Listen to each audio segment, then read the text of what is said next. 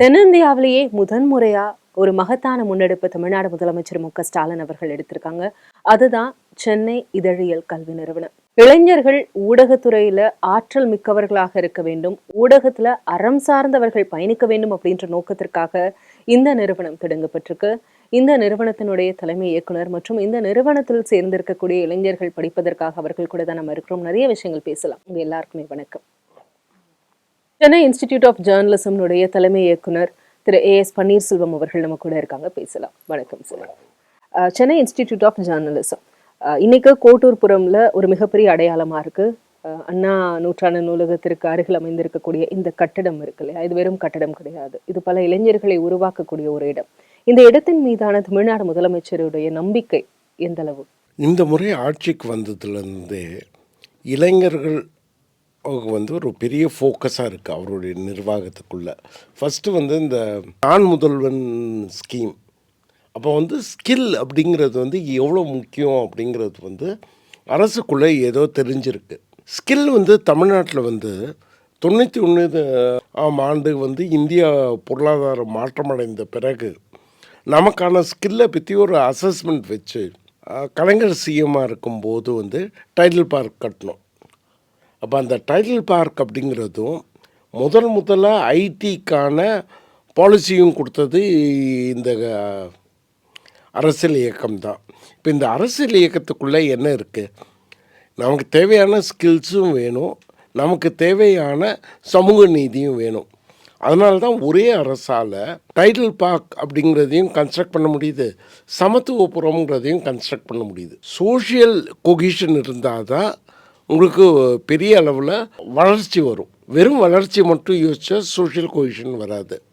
அப்போ எந்தெல்லாம் ஸ்கில்ஸுங்க வேணுமோ அந்த ஒவ்வொரு ஸ்கில்ஸுக்கும் நம்ம இடத்த உருவாக்கிண்டே வரும். இன்குபேஷன் சென்டர்ஸுங்க எவ்வளோ இருக்குது தமிழ்நாட்டில், ஸ்கில் சென்டர்ஸ் எவ்வளோ இருக்குது தமிழ்நாட்டில் நீங்கள் பட்டியல் போட்டிங்கன்னா மீதி மாநிலங்களால் இன்னும் 10 வருஷமாவது ஆகும் இந்த இடத்த அவங்க தொட. அந்த மாதிரி இதில் தான் டிஜிட்டல் டிஸ்ட்ரப்ஷனுக்கு அப்புறம் ஊடகத்துறைக்கான ஸ்கில்ஸையும் நம்ம கொடுத்துருவோன்னு இறங்கியிருக்காங்க. இது வேற ஒரு துறையில் இன்னொரு ஸ்கில்ஸ் தேவைன்னா அதையும் கொடுத்துருவாங்க. இந்த நிறுவனம் தொடங்கப்படுது அப்படின்னு அறிவிக்கப்பட்ட உடனே இங்கே இந்த நிறுவனத்தில் சேர்ந்து படிக்க நிறைய பேர் விண்ணப்பிச்சிருந்தாங்க, தொடர்ந்து படிக்கவும் ஆரம்பிச்சிருக்காங்க. அப்படி படிக்கக்கூடிய பிள்ளைகளும் நம்ம கூட இருக்காங்க. உங்கள் பேர் என்ன? ஹலோ, என் பேர் லைகா தஸ்னீம். நான் கேகே நகரில் இருக்கேன். நேட்டிவ் பெங்களூர், ஆனால் கேகே நகரில் இருக்கேன். ஜேர்னலிசம்னா ஸ்டார்டிங்லேருந்தே ரொம்ப இன்ட்ரெஸ்ட்டாக இருந்துச்சு, ஆனால் அதுக்கு வாய்ப்பு இல்லை. இப்போது நான் நார்மலாக காலேஜ் ஜேர்னலிசம் காலேஜ் சேர போனால் அதோட ஃபீஸே மோர் தென் ஒரு 40,000 per செமஸ்டர் இருந்தால் 1 இயர் கால்குலேட் பண்ணால் 1 lakh மேலே இருக்கும். அந்த ஃபீ இப்போது யாருனாலையும் அஃபோர்ட் பண்ண முடியாது. ஒரு நார்மலாக இருந்தாங்கன்னா ஹை கிளாஸ் அவங்க அஃபோர்ட் பண்ணுவாங்க, ஆனால் இப்போது தெரியாதவங்கலாம் இப்போது ஜேர்னலிசம் ஆசைன்னா இருக்காங்கன்னா அவங்களாம் எப்படி அஃபோர்ட் பண்ண முடியாது. ஸோ அந்த ஒரு இனிஷியேட்டிவாக அந்த ஸ்டேட் கவர்மெண்ட் எடுத்த ஒரு டிசிஷன் பெஸ்ட்டாக இருக்குது. அவங்க சரி எல்லாரும் படிக்கணும், சில பேர் இருக்காங்க அவங்களுக்கு ஆசை இருக்குது ஆனால் அஃபோர்ட் பண்ண முடியாது, அவங்களால என்ன பண்ண முடியும். ஸோ அந்த இனிஷியேட்டிவ்காக இந்த காலேஜ் இன்ஸ்டியூட் திறந்தது ரொம்ப ஒரு நல்ல ஆப்பர்ச்சுனிட்டி, எல்லாருக்கும் எக்ஸ்ப்ளோர் பண்ண, அவங்க ஃபீல்டில் இருக்கனால எக்ஸ்ப்ளோர் பண்ண நல்ல இது. ஸோ எனக்கும் அந்த ஆசை இருந்ததுனால ஐ காட் இன்டு ஜேர்னலிசம். இந்த காலேஜ் வந்ததுக்கப்புறம் ஒரு கிளாஸும் ரொம்ப இன்ட்ரெஸ்டிங்காக இருக்குது. அப்படி அந்த ஜேர்னலிசம்னா என்ன, அவங்க எக்ஸ்பீரியன்ஸ் எப்படி பண்ணியிருக்காங்க, இப்போ வரைக்கும் ஸ்டார்டிங்கில் இருக்க ஜேர்னலிசம் எப்படி இருந்தது, இப்போது மாடர்னாக இருக்க டெக்னாலஜினால ஜேர்னலிசம் எவ்வளோ சேஞ்ச் ஆகிருக்குன்னு தெரியப்பட்டது. ஸோ சார் சொன்ன மாதிரி ஃபேக் நியூஸ் நிறையா இருக்குது. ஜேர்னலிஸ்ட் வேலை என்ன, அதை எவிடன்ஸ் சொல்லிட்டு அதை நியூஸ் ஆக்குறது தான் ஜேர்னலிசம். உங்களுக்கு ஜேர்னலிசம் கிளாஸ் கிட்டத்தட்ட ஒரு 10 நாள் ஆகுது. முதல்ல உங்களுக்கு சொல்லிக் கொடுத்த பாடம் அப்படின்றது என்ன? இங்கே ஒரு ஜேர்னலிஸ்ட்னா ட்ரூத்ஃபுல்லாக இருக்கணும், பயாஸ்டாக இருக்கக்கூடாது, என்ன இருக்கோ அதை சொல்லணும். அது இவங்க இப்படி சொன்னாங்க, ஸோ அது அவங்களுக்காக நான் அவங்க சப்போர்ட் எடுத்து சொல்லக்கூடாது. என்ன இருக்கோ அதை உண்மையை அப்படியே சொல்லணும். ஒரு ஜேர்னலிஸ்டோட மெயின் மோட்டிவே அண்ட் மிஷனாக அதுதான் இருக்கணும். எந்த சார்பு நிலையும் இருக்கக்கூடாது, அறம் சார்ந்து இருக்கணும் அப்படின்றது தான் இவங்களுக்கு இங்கே சொல்லித்தரக்கூடிய ஒரு முதல் பாடமாக இருக்குது. தமிழ்நாடு முதலமைச்சருக்கு நீங்கள் என்ன சொல்ல நினைக்கிறீங்க இந்த தருணத்தில்? ஒரு பெரிய தேங்க்ஸ். இப்படி ஒரு இன்ஸ்டிடியூஷனுக்கு இது பண்ணாங்க, அஃபோர்டபுளாக தந்தாங்க. எந்த எல்லா ஃபீல்டும் எக்ஸ்ப்ளோர் ஆகிருக்கு. நிறைய இன்ஜினியரிங் காலேஜ் நிறைய இருக்குது, மெடிக்கல் காலேஜ் நிறைய இருக்குது. ஆனால் ஜேர்னலிஸ்ட்னால் ஒரு சில பேர்ட்ட ப்ரைவேட் தான் இருக்குது, கவர்மெண்ட் அப்படின்னா எதுவுமே இல்லை, அஃபோர்டபுள்னா எதுவுமே இல்லை. ஸோ இதுதான் ஃபர்ஸ்ட்டு ஸ்டெப் எடுத்துக்கிறது ரொம்ப இதாக இருக்குது, ப்ரௌடாக இருக்குது தமிழ்நாடு கவர்மெண்ட் பண்ண இது. வணக்கம் மேடம், என் பேர் கௌதம். எனக்கு வந்து ஜேர்னலிஸ்ட் ஆகணும்னு ரொம்ப நாள் ஆசை இருந்தது. ஆனால் அதுக்கான சூழ்நிலை அமையல. எங்கள் அப்பா வந்து நான் ஒரு 3 வயசு இருக்கும்போதே அப்பா இறந்துட்டார். அம்மா வந்து ஒரு ரோட்டோரமாக ஒரு சின்னதாக ஒரு இட்லி கடை போட்டு தான் எங்களை படிக்க வச்சாங்க. அதுக்கப்புறம் என்னுடைய பொருளாதார சூழ்நிலை காரணமாக என்னால் மேற்கொண்டு படிக்க முடியலை. வெறும் காலேஜ் பொலிட்டிக்கல் சயின்ஸோடு நிறுத்திட்டேன். அதுக்கப்புறம் ஃபீஸ்லாம் பார்த்திங்கன்னா எங்கே இருந்தாலும் ஹெவியாக தான் இருந்தது இது படிக்கிறதுக்கு. பிறகு எனக்கு திருமணம் ஆயிடுச்சு. இப்போ எனக்கு 2 குழந்தைங்க இருக்குது. ஆனால் அரசு வந்து இப்போ ஒரு 10,000 ரூபாய்க்கு இந்த ஜேர்னலிசம் அறிவிக்கப்பட்டது வந்து அது எனக்காகவே அறிவிக்கப்பட்டதுன்னு நான் நினச்சிக்கிட்டேன். அரசு கொடுக்குறத எப்போவுமே பயன்படுத்திக்கணும்னு நினைப்பேன். சரி இது எனக்காக கொடுக்குற மாதிரியே எனக்கு தோணுச்சு ஒரு 10,000 ரூபான்றது. அப்போ இந்த 10,000 ரூபா கூட இல்லாத சூழல் எனக்கு இருந்தது. இப்போ ஓரளவுக்கு பொருளாதாரத்தில் முன்னேறி இருக்கும். இந்த 10,000 ரூபா ஃபீஸுன்றது இந்த ஜேர்னலிசம் படிக்கணும்னு ரொம்ப நாள் ஆசை இருந்தது. அதை பயன்படுத்துறதுக்காக வந்திருக்கிறேன். இப்போ ஜேர்னலிசம் துறைக்குள்ள நீங்க பணி செய்யணும் அப்படின்னு ஆசைப்படுறீங்களா? கண்டிப்பாக மேடம். ஜேர்னலிசம் துறைக்குள்ளே பணி செய்யணும். நான் ஒரு சொந்தமாகவே வந்து பார்த்திங்கன்னா ஒரு இதழ் நடத்தணும்னு ஒரு ஆசைப்பட்டிருக்கேன். இதழ் நடத்திட்டு நான் ஒரு புதிய எழுத்தாளர்களை உருவாக்கணும். அந்த ஒரு திட்டம் இருக்குது. ஜேர்னலிசம் சேர்ந்ததுக்கு இன்னொரு காரணமும் இருக்குது. ஏஎஸ் பன்னீர்செல்வம் சார் வந்து அதில் டைரக்டராக போட்டிருந்தாங்க. சார் வந்து பார்த்திங்கன்னா ரொம்ப எக்ஸ்பீரியன்ஸான ஆள். ஏற்கனவே நிறைய சில கல்லூரியில் வந்து முக்கியமான கல்லூரிலாம் ஒரு டைரக்டர் இருந்தார். அவர் வந்து இந்த டிபார்ட்மெண்ட்டுக்கு போடும்போது எங்களுக்கு ஒரு அறிவாளி, ஒரு உழைப்பாளி அவரை போடுறாங்கன்னா கண்டிப்பாக கிளாஸஸ் ரொம்ப நல்லா இருக்கும்னு முன்கூட்டியே ரொம்ப எதிர்பார்த்தோம். அதுக்கேற்ற மாதிரி இப்போ கிளாஸஸ் ரொம்ப நல்லா போயிட்டுருக்கு. வெளிநாட்டுங்கள்லேருந்து எங்களுக்கு கிளாஸ் எடுக்கிறாங்க. ஆவணப்படம் இயக்குனர் எங்களுக்கு கிளாஸ் எடுக்கிறாங்க. இதுமாரி எல்லாமே முக்கியமான கிளாஸாகவே இருக்குது. ஏதோ கவர்மெண்ட் வந்து கொடுக்குது, அது வந்து நிறைய பேர் நினைப்பாங்க கவர்மெண்ட் கொடுத்தா அந்தளவுக்கு நல்லா இருக்காதுன்னு. ஆனால் அப்படி இல்லாமல் ரொம்ப யூஸ்ஃபுல்லாக இருக்குது. ப்ரைவேட்டில் இந்த அளவுக்கு இருக்குமான்ற அளவுக்கு எனக்கே யோசிக்க தோணுது கவர்மெண்ட் கொடுத்துருக்கு. இங்க இருக்கக்கூடிய சிலபஸ் அப்படின்றதும் ரொம்ப கண்டென்டடா இருக்குன்றத பார்க்க முடியுது. ஏன்னா உங்களுடைய ஆர்கியாலஜி தொடங்கி இதனுடைய சிலபஸ் வந்து வடிவமைக்கப்பட்டிருக்கு. அப்போ அந்த சிலபஸை பார்க்கும்போது உங்களுக்கு எப்படி இருக்கு? இப்போ இந்த ஃபர்ஸ்ட் செமஸ்டர்ல இருக்கக்கூடிய சிலபஸ்லாம் பார்க்கும்போது உங்களுக்கு என்ன தோணுச்சு? ஆர்கியாலஜி, எக்கனாமிக்ஸ், லா, கான்ஸ்டிடியூஷன் இந்த சிலபஸ்லாம் கொடுத்துருக்காங்க. இதெல்லாம் எடுக்கிறது பார்த்திங்கன்னா ஒவ்வொருமே முக்கியமானவங்களாம் எடுக்கிறாங்க. ஒரு சிலபஸ் வந்து பார்த்திங்கன்னா எங்களுக்கு நீதிபதி சந்துரு வந்து எடுக்கிறாரு. இன்னொன்று வந்து நீதிபதி முரளிதரன் எடுக்கிறாங்க. ஆர்கியாலஜி பார்த்திங்கன்னா எம்சிசி காலேஜ்லேருந்து வந்து தீபிகா மேடம் எடுக்கிறாங்க. இந்தமாரி ஒவ்வொரு சிலபஸும் முக்கியமான ஆளாக பார்த்து எடுக்கிறாங்க. உங்களோட சூழல்லேருந்து பார்க்கும்போது இந்த மாதிரியான ஒரு கல்வி நிறுவனம் உங்களுக்கு எவ்வளோ பெரிய தேவையா இருக்கு? இது உங்களுக்கு எவ்வளோ நிறைவை கொடுத்துருக்கு? மிகப்பெரிய தேவை. இது வந்து ஏன் இவ்வளோ நாள் அமைக்கலன்னு ரொம்ப நாளாக எனக்கு கேட்கணும்னு தோணுச்சு. இப்போ அமைச்சிருக்காங்க. இதை வந்து ஏழை மாணவர்கள் பயன்படுத்திக்கணும். ஏன்னா என்ன மாதிரி நிறைய பேர் இருந்திருப்பாங்க. அவங்க இதை ரொம்ப பயன்படுத்திக்கணும்னு நான் நினைக்கிறேன். இப்போ சொல்லப்போனால் இங்கே வந்து தியரி அப்படின்றத தாண்டி நேரடியாக களத்தில் பணி செஞ்சவங்களே வந்து உங்ககிட்ட பேசுகிறாங்க, உங்களுக்கான வகுப்பு எடுக்கிறாங்க அப்படின்றது கூடுதலான ஒரு அம்சம். இப்போ அவங்கக்கிட்டேருந்து நீங்கள் கற்றுக்கிறது அப்படின்றது நிச்சயமாக ஏராளமாக இருக்கும். உங்களுக்கு என்னுடைய வாழ்த்துக்கள். என் பேர் நிருபன், வேலுச்சேரியிலேருந்து வரேன். நான் இதுக்கு முன்னாடி வந்து விஷுவல் கம்யூனிகேஷன் முடிச்சிருந்தேன். ஸோ எனக்கு மாஸ்டர் டிகிரிஸ் வந்து என்ன பண்ணலாம் அப்படின்னு பார்க்கும்போது I wanted to do journalism. So journalism ஏன் எடுத்தேன்னா வந்து I can able to see what is inside me and give it to the people. So இங்கே பாதி விஷயம் நம்ம சோஷியல் மீடியாலேயும் சரி, மற்ற இடத்துல நேரில் பார்க்கும்போதும் சரி நிறையா தப்புகள் நடக்குது. ஸோ இது எதுவுமே வந்து நம்ம வந்து ஒரு ஃபோனில் பார்க்கும்போதோ இல்லை டிவியில் பார்க்கும்போதோ எல்லாமே வந்து ஃபேக்காக தான் இருக்குது. ஸோ இது எல்லாமே வந்து நெக்ஸ்ட் ஜென்ரேஷனுக்கு வந்து எப்படி இருக்கணும்னா எல்லாமே வந்து உண்மையான பிரதிபலிப்பாக தான் இருக்கணும் அப்படின்றது என்னோட ஆசை. So I wanted to do journalism and I wanted to become a journalist. தென்னிந்தியாவிலே இப்படிப்பட்ட இதழியலுக்கான ஒரு கல்வி நிறுவனம் அப்படின்றது முதன்முறையாக தமிழ்நாட்டில் தான் தொடங்கப்பட்டிருக்கு. ஆனால் ஒரு மாநில அரசாங்கம் இதை எப்படி தொடங்கலாம்னு ஒரு விமர்சனம் முன்வைக்கிறாங்கல்ல. அந்த விமர்சனம் வைக்கிறவங்களுக்கும் தமிழ்நாட்டுக்கும் சம்மந்தம் இல்லைங்க. தமிழ்நாட்டுக்கு இந்த ஸ்கில் தேவை. அப்போ அதை யார் கொடுக்க முடியும்? இதே விலையில் இன்னொருத்தர் கொடுக்குறதாக இருந்தால் நாங்கள் அரசு ஏன் வரப்போகுது? அரசு வரத்துக்கு காரணமே அந்த கேப் இருக்குங்கிறத அறிந்ததுனால தான் வருது. ஃபிலிம் இன்ஸ்டியூட்டில் ஆரம்பித்து இது வந்து 49ஆம் ஆண்டு. இத்தனை ஆண்டுகள் கழித்து யாரும் அது ஏன் வந்ததுன்னு கேள்வி கேட்கல. அது வந்ததுனால்தான் தமிழில் வந்து சினிமா இருக்குது. ஹிந்தியின் நிழலில் அழிந்து போன சினிமாக்கள்னு நீங்கள் பட்டியல் போட்டால் மராத்தி சினிமா அழிந்துருக்கு, குஜராத்தி சினிமா அழிந்துருக்கு. அதெல்லாம் இல்லாமல் அது ஒரு இண்டஸ்ட்ரியாக போகிறதுக்கு காரணமே தொடர்ந்து டேலண்ட் சப்ளை செயின் வந்துடுது. அப்போ டேலண்ட் வந்து வர்றதுக்கு டேலண்ட்டை சப்போர்ட் பண்ணி தான் ஆகணும். ஏன் டேலண்ட் வரணும்னுலாம் கேட்க முடியாது.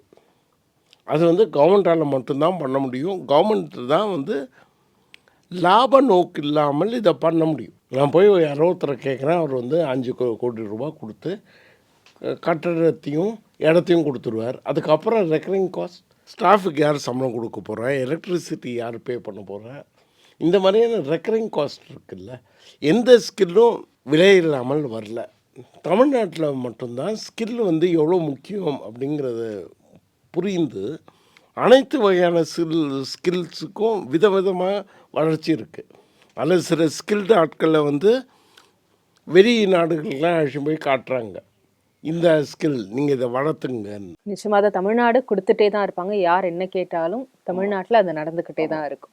முத்தமிழறிஞர் கலைஞராகட்டும், பத்திரிகையாளர்கள் மீது மிகுந்த மரியாதை கொண்டவர். எந்த பத்திரிகையாளர் எந்த வயதுல இருந்தாலும் அதற்கான பதில் சொல்லக்கூடிய தலைவராக கலைஞர் அவர்கள் இருந்தாங்க. அவர் வழியில தான் முதலமைச்சர் அவர்களும் ஊடகத்தினர் மீது பெரும் மதிப்பு கொண்டு இளைஞர்களை சரியான ஊடகத்தினராக ஆக்க வேண்டும், அறம் சார்ந்து செயல்பட வேண்டும் அப்படின்ற நோக்கத்திற்காக இந்த இதழியல் கல்வி நிறுவனத்தை தொடங்கியிருக்காங்க. இவ்வளவு நேரம் பல்வேறு விஷயங்களை என்கிட்ட பகிர்ந்து கொண்டீங்க, மிக்க நன்றி சார். தமிழ்நாட்டு இளைஞர்களுடைய ஊடகத்துறைக்கு வர வேண்டும், இதழியல் துறையில் பணி செய்ய வேண்டும், அறம் சார்ந்து வேலை செய்ய வேண்டும் அப்படின்ற அவர்களுடைய கனவுகளை நிறைவேற்றுவதற்காகவே தமிழ்நாடு முதலமைச்சர் அவர்கள் சென்னை இதழியல் கல்வி நிறுவனத்தை கொடுத்திருக்காங்க.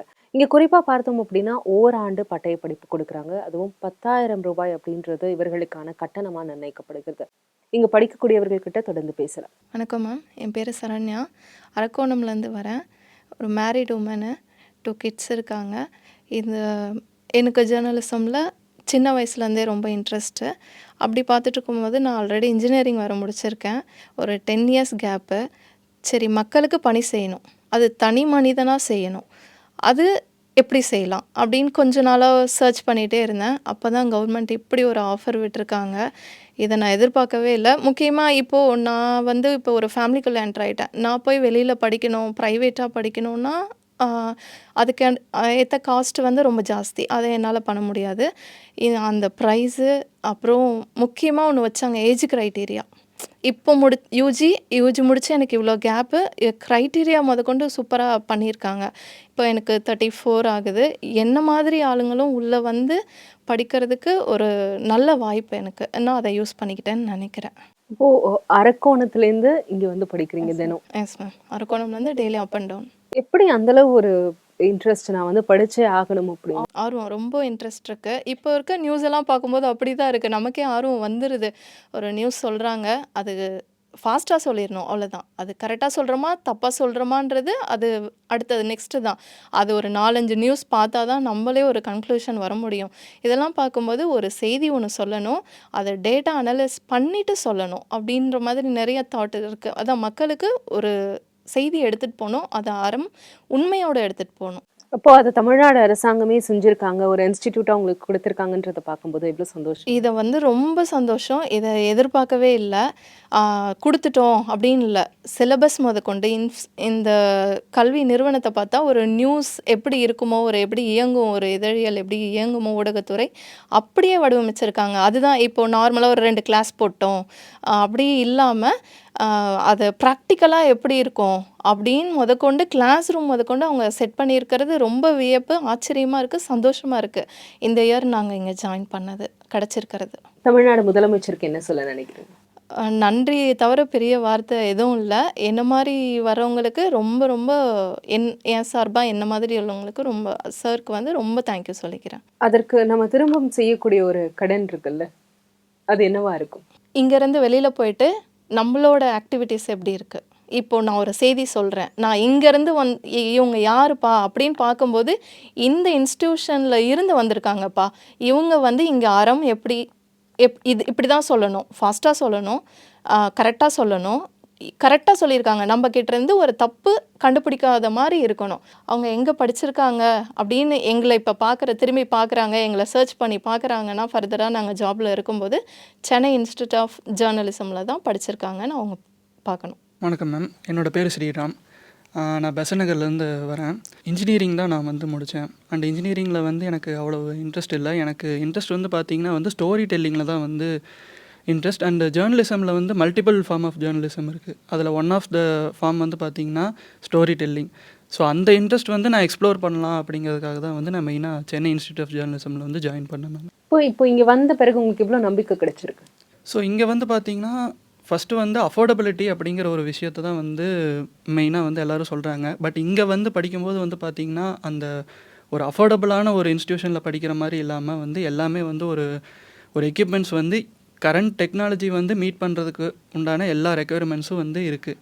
ஸோ வந்து அது பார்க்கும்போது வந்து சந்தோஷமாக இருக்குது. நிச்சயமா ஸ்ரீராம் சொன்ன மாதிரி ஒரு நியூ ஸ்டுடியோ எப்படி செயல்படுமோ அதே மாதிரியான ஸ்டுடியோ செட்டப் இருக்கு. இன்னைக்கு இருக்கக்கூடிய பாட்காஸ்டுக்கான செட்டப் இருக்கு.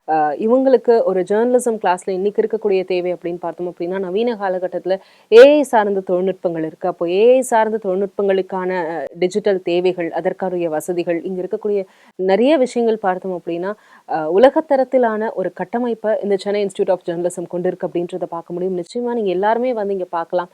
தேவைப்படக்கூடியவர்கள் இங்க விண்ணப்பித்து இங்க பயிலலாம். வணக்கம் மேம், என் பேர் தேவி பிரியா. நான் வந்து வேளச்சேரியிலேருந்து தான் வரேன். நான் வந்து முதுநிலை வேதியியல் முடிச்சிருக்கேன்.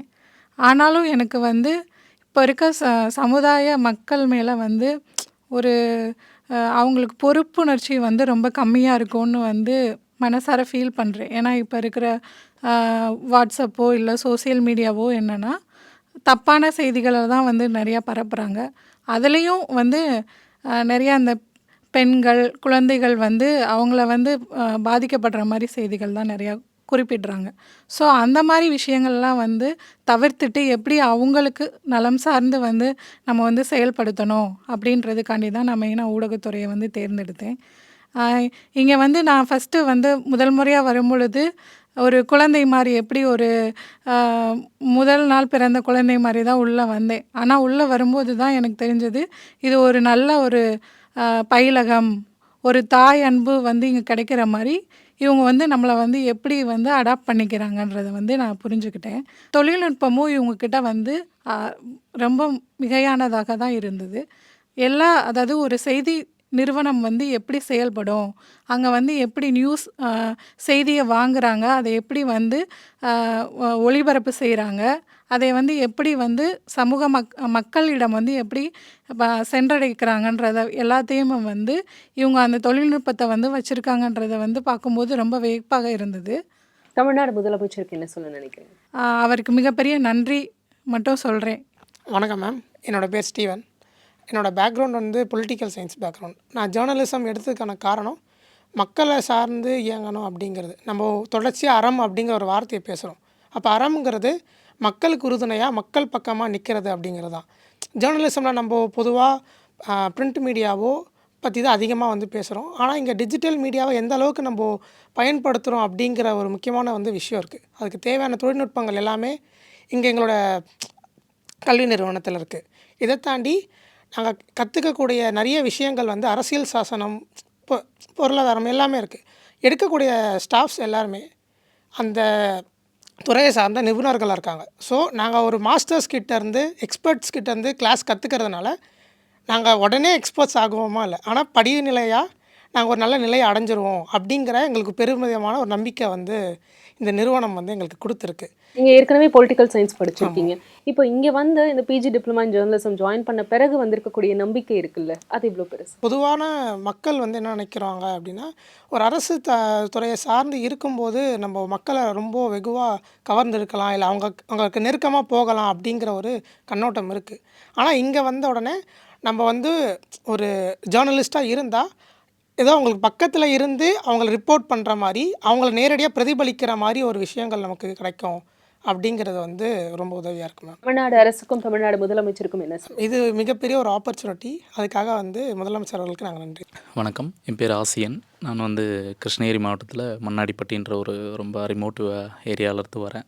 இயல்பாகவே நான் வந்து இன்ஜினியரிங் பேக்ரவுண்ட் ஸ்டூடெண்ட். நான் ஊடகத்தில் ஆரம்ப காலகட்டத்திலேருந்தே ரொம்ப நான் மற்றும் என்னுடைய நண்பர்களுக்கெல்லாம் ஈடுபாடு உண்டு.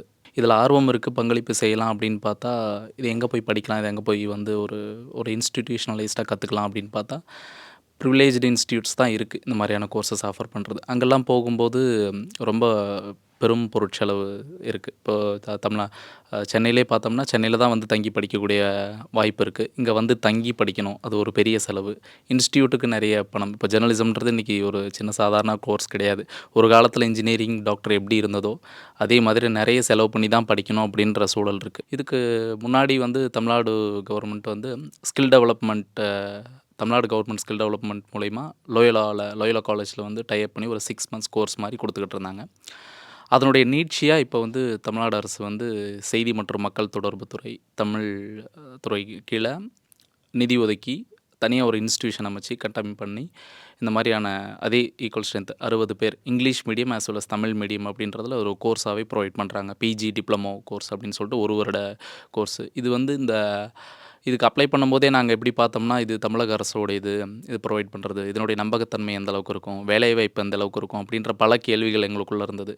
இதனுடைய உள்ளே இருக்கக்கூடிய டைரக்டர்ஸ், போர்ட் ஆஃப் டைரக்டர்ஸ்லாம் யாருன்னு பார்த்தா ஏஎஸ் பன்னீர்செல்வம் சார், என் ரவி சார், இவங்கெல்லாம் வந்து ஏசிஜே காலேஜில் இருக்கக்கூடிய ஒரு நிர்வாகிகள். இவங்களாம் ஹிந்துவில் மூத்த பத்திரிகையாளர்கள் இருந்தவங்க. அவங்களே வந்து டைரெக்டாக நியமனம் பண்ணி இந்த இன்ஸ்டியூட்டை ரன் பண்ணும்போது நாங்கள் ஊர்லேருந்து அப்ளிகேஷன் போடும்போதெல்லாம் பெரிய நம்பகத்தன்மை வந்தது. ஓகே, இந்த அளவுக்கு இருக்கா அப்படின்னு. அமைஞ்சிருக்கிற இடம் எங்கே அப்படின்னு பார்த்தோம்னா, அண்ணா நூற்றாண்டு நூலகத்துக்கு பக்கத்துலேயும் தமிழ் இணையவழி கழகத்துக்கு பக்கத்துலேயும் நடுவில் அமைஞ்சிருக்கு. ஸோ இத்தனை அறிவு வளாகத்துக்கு நடுவில் இருக்கும்போது இதனுடைய டீச்சிங், இதனுடைய ப்ராக்டிஸ், இதனுடைய டே டு டே எப்படி இருக்கும் அப்படின்றது சந்தேகத்துகள் இல்லை.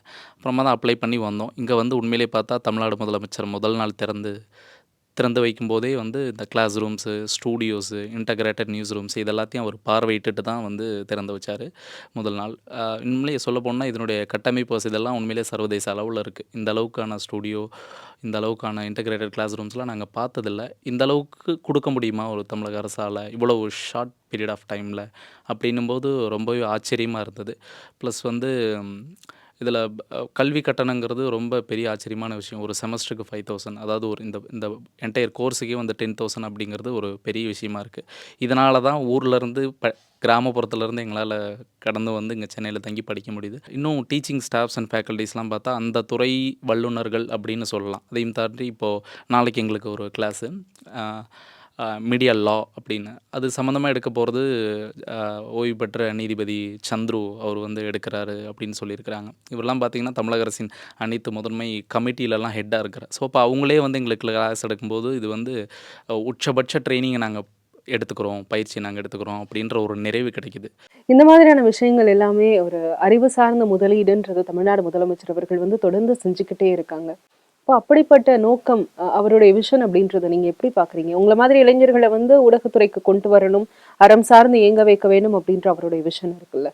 இந்த சமூக நீதி கோட்பாடு அப்படிங்கிறது உண்மையிலே ரிசர்வேஷன், வெறும் எண்ணிக்கையிலான ரிசர்வேஷன்லேயும் எம்ப்ளாய்மெண்ட்லேயும் மட்டும் வந்து வைக்காமல், இப்போது இந்த கல்வித்துறை இருக்கு இல்லையா, உயர்கல்வித்துறை, இந்த உயர்கல்வித்துறையில் ரொம்ப இன்ஜினியரிங், டாக்டர், வேறு இன்னும் ரொம்ப ஃபெமிலியராக இருக்கக்கூடிய professional arts and science courses இதோடு மட்டும் நின்று விடாமல் இன்னும் மக்கள் தேவையில், மக்கள் பணியில், இன்னும் வேலைவாய்ப்பில், முற்போக்கான அறிவு தளத்தில் இருக்கக்கூடிய வேலைவாய்ப்பில் அது என்ன மாதிரியான துறையெல்லாம் இருக்குது, அந்த மாதிரி துறையெல்லாம் தேடி கண்டுபிடிச்சி வந்து அறிமுகப்படுத்துறது. இதுக்கான அந்த படிக்கிற செலவு வந்து எல்லா இன்ஸ்டியூஷன்லேயும் போனால் நிறைய செலவாகிறது போது கவர்மெண்ட்டே ஒரு இன்ஸ்டியூட் அமைச்சு ஒரு தனியாக ஒரு பட்ஜெட் ஒதுக்கி ஒரு இன்ஸ்டியூட் அமைச்சு கொடுக்கறதுங்கிறது அந்த சமூக நீதி கோட்பாடுங்கிறது அந்த ரிசர்வேஷன் எம்ப்ளாய்மெண்ட்டோடு நிற்காமல் ஒவ்வொரு செக்டார்லேயும் வந்து இம்ப்ளிமெண்ட் பண்ணுறதுன்றது ஒரு ஷார்ப்பான விஷயம். ரொம்பவே ஒரு நுணுக்கமான, ரொம்பவே ஒரு பெரிய முன்னெடுப்பு. இது இந்த அளவுக்கு நுணுக்கமாக ஒர்க் பண்ணுற அறிமுகப்படுத்துகிற தமிழ்நாடு அரசுக்கும் தமிழக முதலமைச்சருக்கும் எங்களுக்கு வந்து மனமார்ந்த நன்றிகள். இது மென்மேலும் வந்து எப்படி அண்ணா நூற்றாண்டு நூலகம் வந்து ஒரு இடத்துல ஆரம்பித்து நல்லா சிறப்பாக செயல்பட்டு அடுத்து கலைஞர் நூற்றாண்டு நூலகம்னு தொடர்ந்து அடுத்தடுத்த பட்ஜெட்டில் வந்து சேலம், திருநெல்வேலின்னு, இந்த மாதிரி திருச்சின்னு பல இதுக்கு விரிவுபடுத்திருக்காங்களோ அந்த மாதிரி இந்த மாதிரி இன்ஸ்டியூட்டும் இந்த மாதிரியான புது புது கோர்ஸ்களும் நிறைய அறிமுகப்படுத்தணும்.